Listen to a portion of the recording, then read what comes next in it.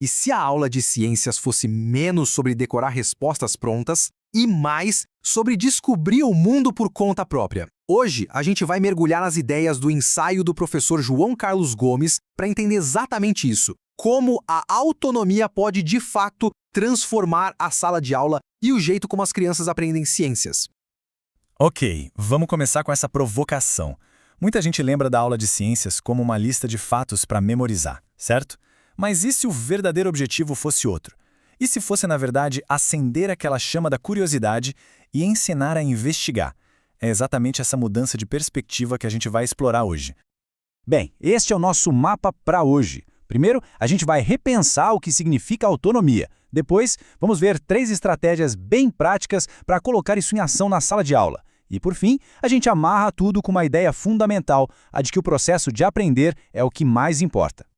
Para começar, vamos precisar desconstruir uma ideia bem comum. Autonomia não é simplesmente fazer sozinho. A gente vai ver agora uma visão muito mais rica, muito mais conectada do que essa palavra realmente significa no contexto da educação. Olha só que interessante o contraste nesse slide. De um lado, a visão antiga, autonomia como uma coisa solitária, quase um isolamento. Do outro, a visão que o professor Gomes propõe, que é a pós-crítica, autonomia como um direito de participar, de ter voz, de construir junto. A grande mudança aqui é de um objetivo individual para uma relação construída em conjunto. Então, o que é essa tal de autonomia pós-crítica? Pensa assim, é o direito do estudante de ser um pequeno cientista na sala de aula e não só um espectador. Em vez de só sentar e ouvir, ele participa, ele questiona, ele ajuda a decidir os rumos da investigação. É literalmente sair do banco do passageiro e assumir um pouco o volante do próprio aprendizado. E para reforçar essa ideia, o professor Gomes traz essa citação do Victor Hugo Paro, que é perfeita. Ela coloca a autonomia não como uma habilidade extra, um bônus, mas como um direito, uma condição essencial para que o aprendizado seja de verdade, para que faça sentido. Certo, mas como a gente tira essa ideia do papel? Vamos para a nossa primeira estratégia prática. Como é que se coloca a criança no centro do processo científico e dá vida para essa definição que a gente acabou de ver? Esse esquema mostra o fluxo direitinho. Tudo começa com uma curiosidade genuína das crianças, algo do mundo delas. A partir daí, elas criam hipóteses, elas planejam os experimentos, elas colocam a mão na massa e no final refletem sobre o que descobriram. Percebe?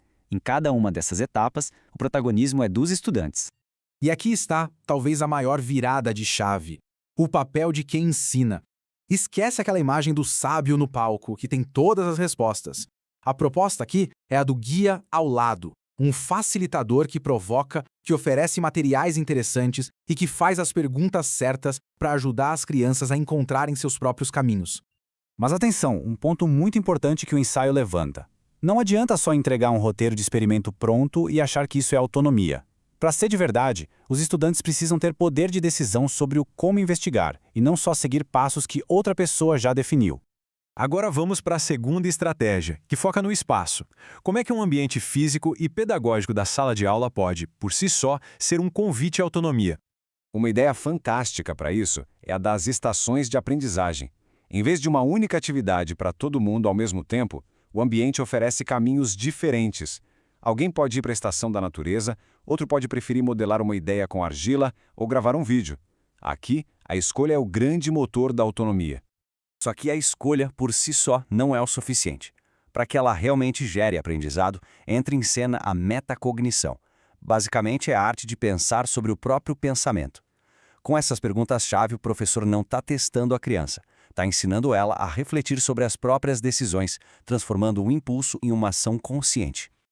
E, de novo, um alerta importante do ensaio. Oferecer 2 opções que são, no fundo, a mesma coisa, não é promover autonomia de verdade. As escolhas precisam ser ricas, diversas e permitir que os estudantes explorem e criem de fato, em vez de só cumprirem tarefas pré-definidas. A nossa terceira estratégia é sobre derrubar as paredes da sala de aula. É entender que a ciência não acontece só dentro de um laboratório. Ela está na comunidade, no quintal de casa, na vida real de todo mundo. Olha que poderoso! Quando a ciência se conecta com a realidade dos estudantes, ela ganha um significado completamente novo. Investigar um problema do bairro ou aprender com o conhecimento de um morador mais antigo torna tudo mais relevante, mais palpável. A criança percebe que a sua investigação pode ter um impacto no mundo dela. Claro que aqui existe um desafio prático, né? Um projeto desse tipo exige tempo, recurso e principalmente o apoio da gestão da escola. Para que não seja só uma atividade isolada, é preciso que a escola inteira compre a ideia de uma aprendizagem que se conecta de verdade com a comunidade. E com isso, a gente chega ao final da nossa análise na ideia que amarra toda a filosofia por trás do trabalho do professor Gomes. Essa citação do próprio autor resume tudo de forma brilhante.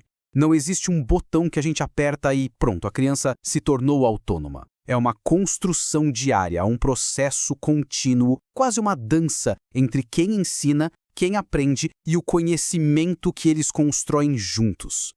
E no fim das contas, por que tudo isso importa tanto? Porque o objetivo final vai muito além de aprender o conteúdo de ciências. O que se busca é formar cidadãos, pessoas capazes de pensar por si mesmas, de resolver problemas e de se verem como protagonistas da sua própria história. Para a gente fechar, fica essa reflexão no ar. O trabalho do professor João Carlos Gomes nos dá um mapa, um caminho, mas a jornada de transformar a educação é construída no dia a dia. A grande pergunta que fica é: como podemos, cada um no seu espaço, criar mais ambientes de descoberta e menos de simples reprodução de conteúdo?